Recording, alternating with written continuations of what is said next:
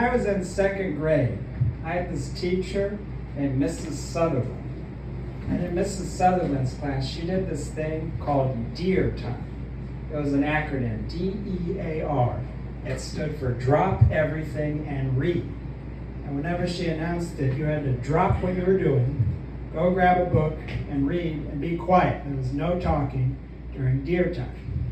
And also, Mrs. Sutherland, she had this flower vase in her classroom that she loved. She was like, this belonged to my grandmother, and it has sentimental value. So she said, don't ever touch my grandmother's flower vase. Because if you do, you're going to the principal's office.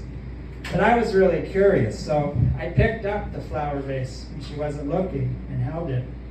And as my luck would have it, when I was holding the flower vase, she said, all right, class, DEAR time. Drop everything and read.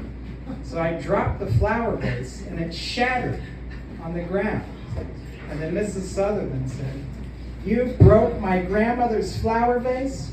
You're going to the principal's office. So she took me to the principal's office, and the principal was this mean guy named Mr. Herman, okay? And she's talking to Mr. Herman. She's like, this boy broke my grandmother's flower vase, and I'm furious.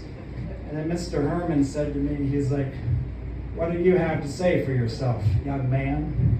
And I said, it wasn't my fault. It was DEAR time. I dropped everything and read. So I was just following the rules. And then Mrs. Sutherland said, yeah, but I told you never to touch my flower vase. So why were you holding it in the first place? And then I was like, I didn't know what is that. And she got me good. And I was cornered. I was frozen. I was like a deer that didn't know what to say, you know?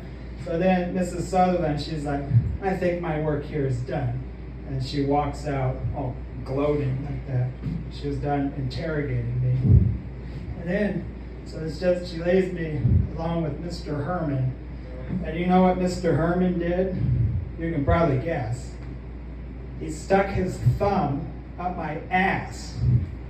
That was back when teachers were allowed to do that.